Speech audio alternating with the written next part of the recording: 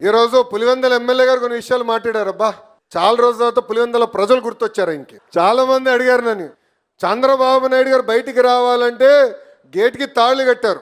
చంద్రబాబు నాయుడు గారు కుప్పంకి వెళ్ళాలంటే డిఎస్పీని అడ్డంగా పెట్టి కుప్పానికి వెళ్ళేదానికి లేదని చెప్పారు.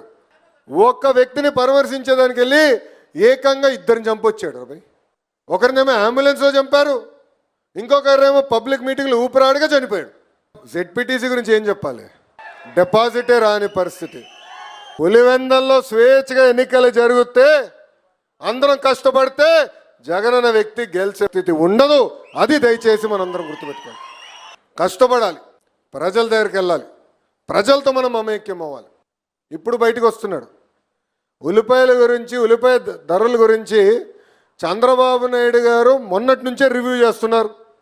క్వింటాల్కి 1200 రూపాయలు మద్దతు ధర ఇచ్చి కొనుగోలు చేయండి అని చెప్పిన తర్వాతే ఈ మహాన్మాడు గుర్తొచ్చినట్టుంది. ఉల్లిపాయ బంగాళదుంపల మధ్య తేడా తెలియదురా స్వామి, తేడా తెలీదు.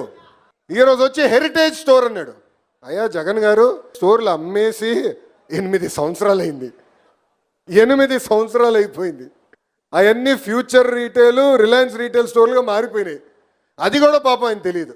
అలా ఉంది పరిస్థితి. అంటే వాస్తవాలకి దూరంగా ఉంటే అదే అట్లనే ఉంటుంది. అందుకే వాస్తవాల దగ్గర ఉండాలా, ప్రజల సమస్యలు తెలుసుకోవాలా, ప్రజలతో మమేక్యం అవ్వాలా. మన పార్టీలో ఏ మార్పు రావాలో దానికి మనందరం అహర్నిశలు కష్టపడాలని ఈ సభాముఖం మిమ్మల్ని అందరినీ కోరుతున్నాం.